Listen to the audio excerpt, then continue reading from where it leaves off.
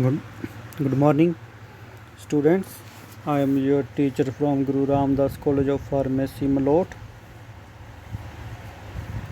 हमारा जो आज का सब्जेक्ट है hospital and clinical pharmacy for the second year students. Today we are going to start our sixth lecture, that is on hospital manufacturing, economic and demand considerations. कि जो हमारा जो six chapter है वो हॉस्पिटल मैन्युफैक्चरिंग के ऊपर है, उसकी इकोनॉमी के ऊपर, उसके जो डिमांड है उसके ऊपर बेस्ड है. तो चलिए शुरू करते हैं.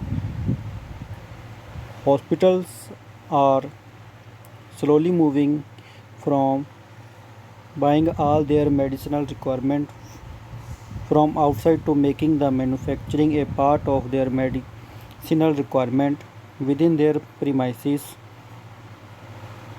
The Mysore Expert Committee on Hospital Pharmacies suggested that one of the major hospitals of each district should undertake manufacturing of IV fluids.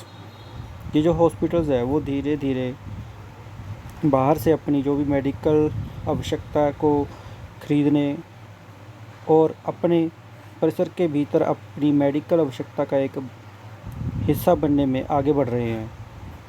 जितनी जो भी मैसूर एक्सपर्ट कमेटी है वो सजेस्ट करती है कि जितने भी डिस्ट्रिक्ट में बड़े हॉस्पिटल्स हैं वो अपने हॉस्पिटल के अंदर IV फ्लूइड्स जो यूज़ होते हैं उनकी मैन्युफैक्चरिंग करे. Hathi committee has also recommended that setting up of manufacturing units for IV fluids apart from sterile manufacture और large volume fluids and other parenterals. Hospital में diversify their manufacturing operation to cover non sterile liquid orals, external and bulk concentrates. जो Hadi committee है उसने भी suggest किया कि जो भी IV फ्लूइड्स के लिए जो भी वो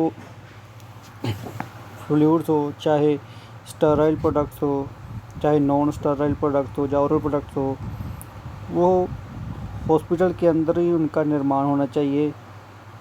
दे should be able to procure raw material for such manufacturing and should also have facilities of testing these.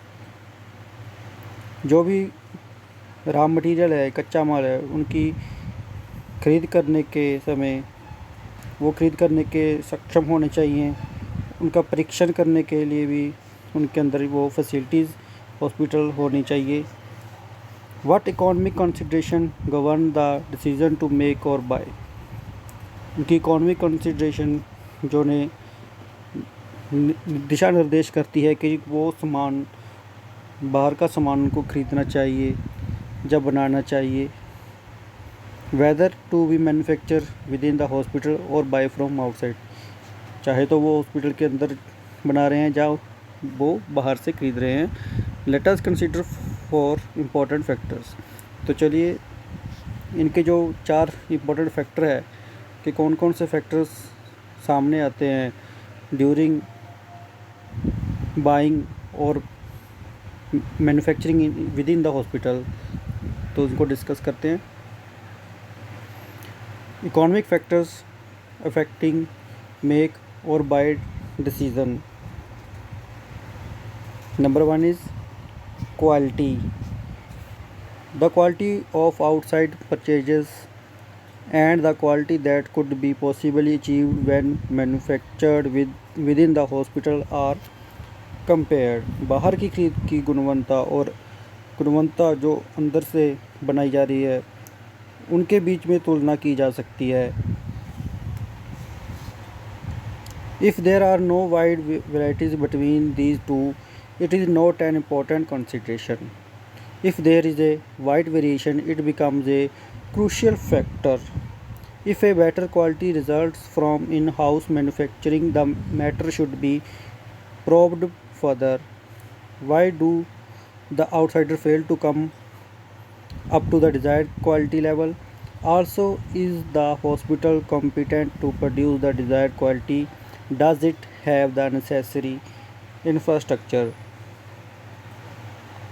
यदि कोई भी डिफरेंस होता है तो यह एक महत्वपूर्ण कारण बन जाता है। यदि इन हाउस के अंदर जो आपको अगर इन हाउस के अंदर जो प्रोडक्ट आप बना रहे हो उसके जो वैल्यू है उसकी आपको अगर अच्छी मिल रही है तो उस मामले को आप आगे बढ़ा सकते हो। जो भी क्वालिटी का सामान आप बाहर से खरीद रहे हो, अगर उसकी वैल्यू आपके अंदर बनाए हुए सामान से कम है तो वो एक बहुत ही क्रूशियल फैक्टर हो सकता है।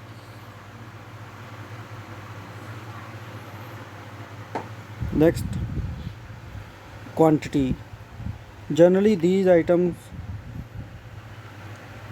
whose order are too small to interest an outside supplier are made within the hospital. Similarly, items which are required every day for use in hospital in large quantities are generally decided to be made. Break-even analysis gives the hospital the break-even quantity of production. Break-even is at a point where there are no profit and no loss. आमतौर पर ये वस्तुएं जिनके order बहुत छोटे होते हैं बाहर के अस्पताल के जो भी भीतर बनाए जाते हैं, इस तरह जिन वस्तुओं को अस्पतालों में इस्तेमाल करने के लिए रोज़ की ज़रूरत होती है, जब बड़ी मात्रा में आमतौर पर वही बनाने का फ़ैसला किया जाता है। ब्रेक इवन जो विश्लेषण अस्पताल को ब्रेक इवन भी देता है। उत्पादन की मात्रा ब्रेक इवन एक ऐसे बिंदु पर आ जाता है जहां कोई लाभ होता है ना ही कोई नुकसान होता है।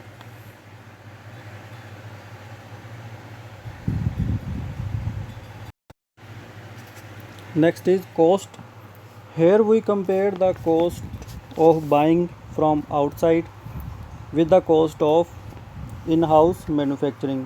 जहाँ पर हम तुलना करते हैं कि जो सामान हम बाहर से मंगा रहे हैं या जो सामान हम हॉस्पिटल के अंदर बना रहे हैं उसकी मैन्युफैक्चरिंग पे कितना कॉस्ट पड़ रहा है।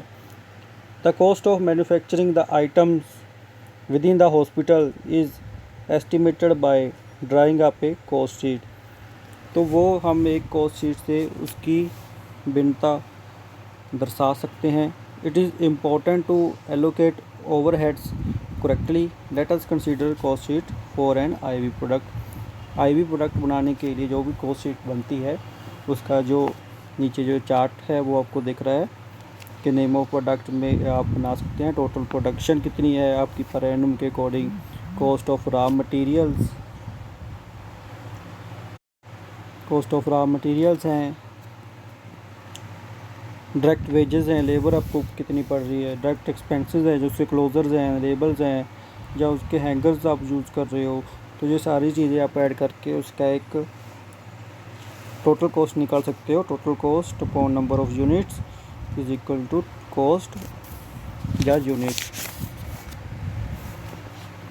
Next, sometime for an items that is made there is only self consumption.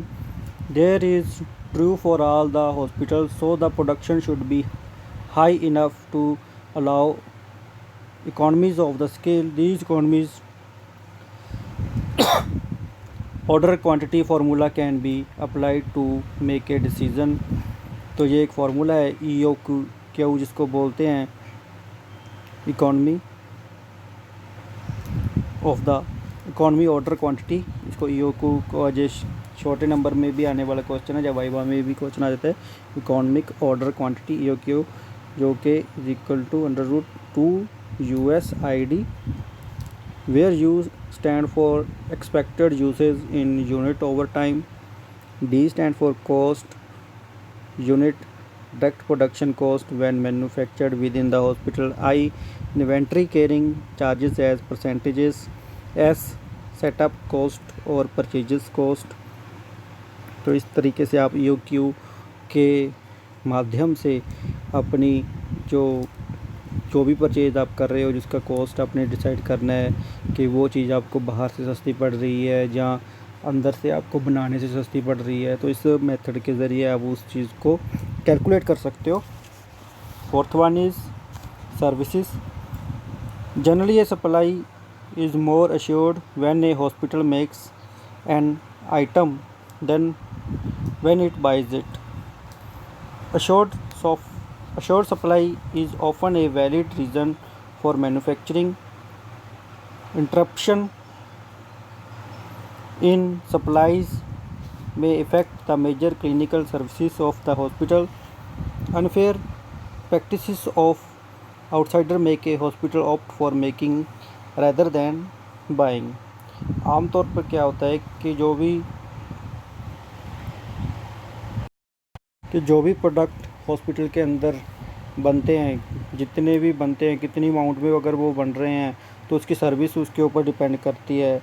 अगर सर्विस में कोई भी रुकावट आती है तो वो जो जितने भी हॉस्पिटल अंदर के डिपार्टमेंट रहते हैं, जो उन चीज़ों से रिलेटेड रहते हैं, जो जैसे कि IV फ्लूइड्स वगैरह हो गए या सर्जिकल नॉन सर्जिकल प्रोडक्ट्स हो गए, जो भी डिपार्टमेंट सभी चीज़ों इसके साथ रिलेटेड हैं, अगर सर्विस में कोई कमी आती है, उनकी प्रोडक्शन में कोई कमी आती है, तो वो उनकी जो सेवाएं होती हैं उनको वो बहुत प्रभावित कर सकती है।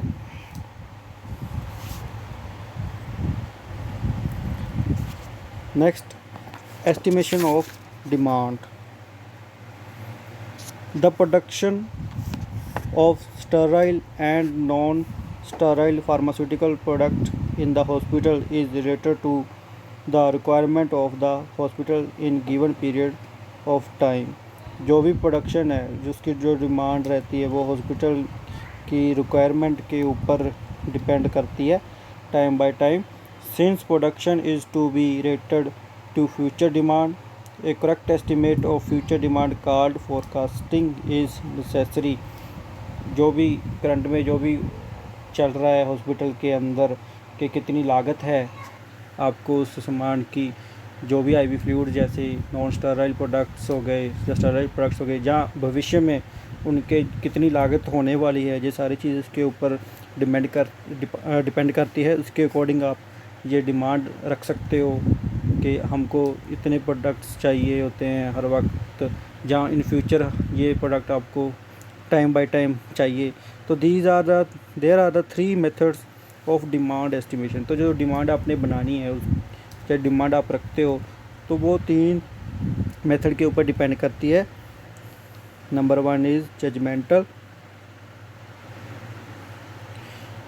These are the judgements of the clinical and pharmacy staff where they express an opinion based on their experience about the quantity of the particular pharmaceutical product that will be required. तो judgemental में जो भी hospital के अंदर senior staff होता है clinical और pharmacy का, वही अपने एक्सपीरियंस के बेस पे ये निर्धारित कर लेते हैं कि भविष्य में उनको जो रिक्वायरमेंट है वो कितनी रहेंगी, जो डेली में यूज़ होने वाले प्रोडक्ट हैं वो कितने हैं। तो इस अकॉर्डिंग वो अपने स्किल के अकॉर्डिंग, अपने एक्सपीरियंस के अकॉर्डिंग वो चीज़ तय कर सकते हैं। Second, extension of past history. In the long run, we believe that future pattern tend to be extension of past one. The past consumption pattern of hospital is extended to the future by constructing a time series and extrapolating it. तो extension of past history से भी आप ये चीज़ demand को एक ख़ास दिशा में लेके जा सकते हो कि लास्ट ईयर आपके इतने प्रोडक्ट यूज़ हुए थे, और आगे आप एस्टिमेट के अकॉर्डिंग, अपने स्किल के अकॉर्डिंग, अपने एक्सपीरियंस के अकॉर्डिंग ये अनुमान लगा सकते हो कि आने वाले टाइम में आपको इतने प्रोडक्ट और चाहिए होंगे ताकि आपकी जो हॉस्पिटल है वो स्मूथ रनिंग में रहे। Third, casual models forecasts are released to several variables. For example, demand for whole blood is related to admission in the casualty emergency wards. Demand for antibiotics related to number of patients with infection amenable to that antibiotic admitted every month, etc. Generally, regression analysis is used to arrive at an estimate. तो आप estimate लगा सकते हो कि emergency ward में आपको कितना blood चाहिए, ताकि जो भी मेजर केसेस आते हैं या कोई इंजर्ड केसेस आते हैं या कोई एक्सीडेंटल केस आते हैं तो वहाँ पे ड्यूरिंग एमरजेंसी आप उनको वो सारे प्रोडक्ट्स अवेलेबल करा सको जो एमरजेंसी के टाइम पर ज़रूरत होती है।